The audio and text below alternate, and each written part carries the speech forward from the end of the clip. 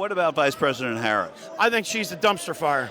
In what way? Because, if you look at her policies, you look where she stands, look where she's done. I don't know if she's ever even gone all the way down to the border yet. We have major problems on our border. That's one of her jobs. She is out of touch with any turnaround in normal voter. One of today's themes, as we mentioned, crime.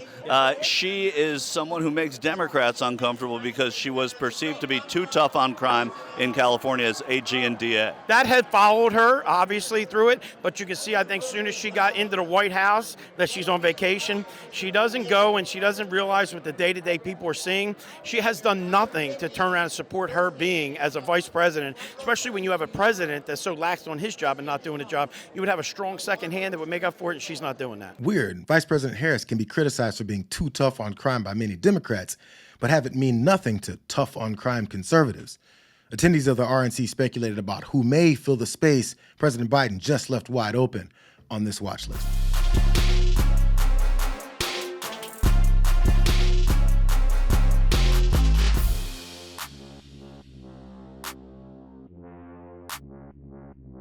Who do you think would be the most formidable Democrat that you as a Republican would say, hey, we got our work cut out for us? No one. I think we could body anybody right now. And when I say body, I mean like in a sports setting. Like we could take them very easily. Vice President Harris?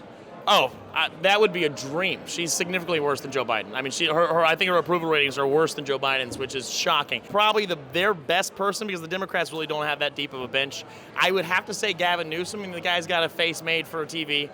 He went against Ron DeSantis, one of our nation's best governor, and literally the man put statistics behind his head saying you are the worst in all of these categories. And Gavin Newsom gave a response which was a complete lie, saying, no, I'm not. But I mean, he's got a silver tongue. He's gifted at what he does. But I don't think he'd be an issue for Donald Trump to beat. I mean, the only thing that he can stand on is California, and it's the most beautiful state in the union, but it is a shithole. What about North Carolina? Oh, North Carolina's fantastic. I mean, once you get to the mountains, you love it over there. Once you get to the flatland, not really my people. Yeah. First of all, I'm surprised that they let Madison Cawthorn into the convention after he exposed the wild orgies he said the Republicans engage in their free time. But he did let Michael Schur know that they can't get by the identity politics of a camera-ready white guy as the driving factor behind why they're afraid of Gavin Newsom.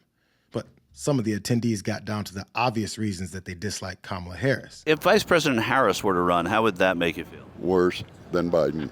In what way? All. Specifically? She does nothing right.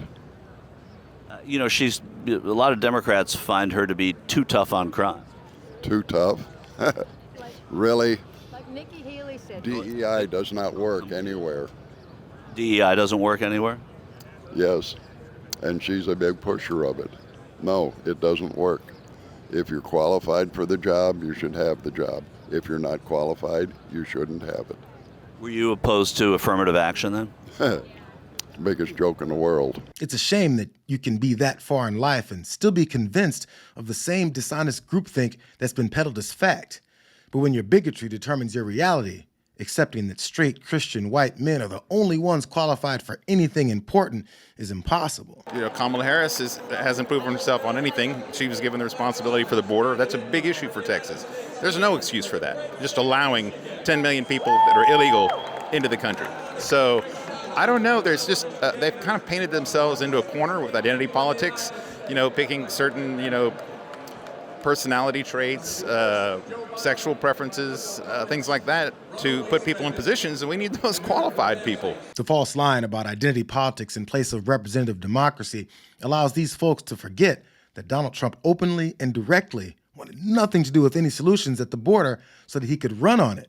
And his party refused to legislate based off of his wishes. Did Donald Trump kill this for you? He said Republicans who even consider voting for this should be ashamed of themselves. Obviously, he's got a campaign that he's running. He's focused in on trying to be elected to president. Again, my focus is a national security focus. Oh, you don't like that bill, huh?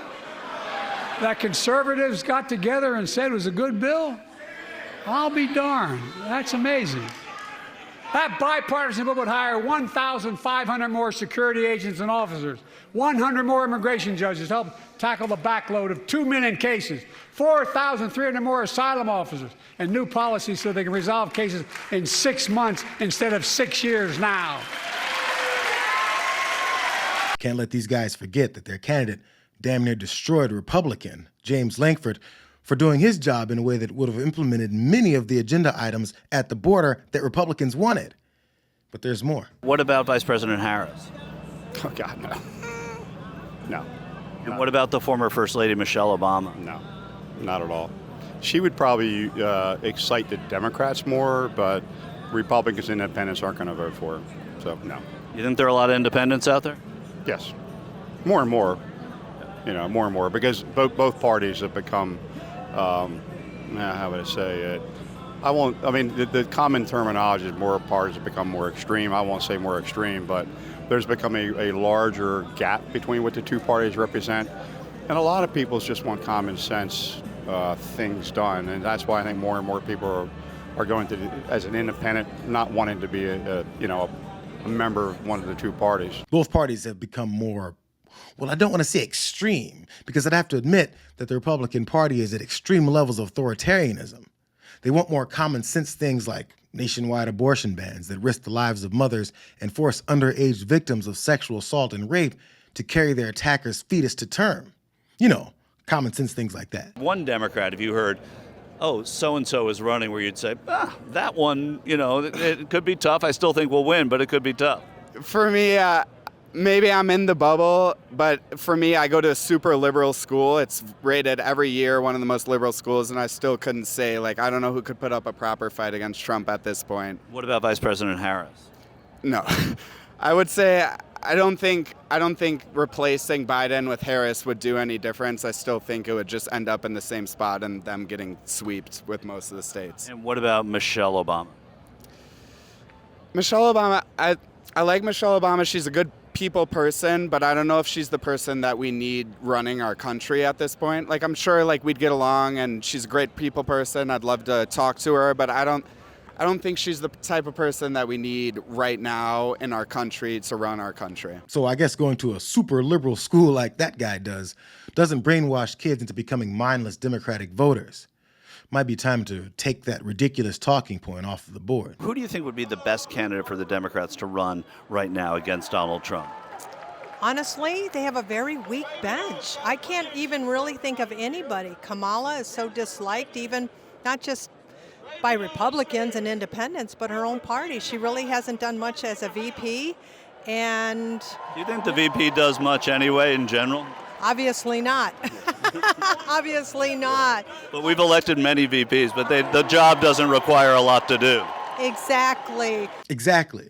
What good is a VP that refuses to block the certification of an election after the losing candidate exhausts about 20 legal challenges to the results, only to be discovered to have tried to cheat the system and lose anyway? Yeah, that's exactly what Trump expected Mike Pence to do. Is there someone that the Democrats could run that has you more scared than anybody else should the president stand down? Not necessarily, because regardless of their candidate at this point, the chaos surrounding whatever process they had to employ to put a new candidate in and bypass Kamala Harris, who would be expected to take that mantle if Biden were to step down. I don't think any one of those candidates would fare well because of the climate the Democrats found themselves in. Also, I think that the replace Biden movement ended very concretely on Saturday night. Why do you think it did? The Democrats know that the whole narrative of this race changed, coming with the attempted assassination attempt on the president. The momentum that continued to build, it immediately just vanished. It was palpable. Democratic sources have verified as much. President Harris, does a candidate Harris give you greater pause than candidate Biden? Neither one of them at this point concern me. I think this election, the structure of this election's already been, it's the foundation's there. There's very little that could really happen to change the trajectory. Seriously. The Democrats' best hope is to try and find a way to hold on to a couple of their swing state senators.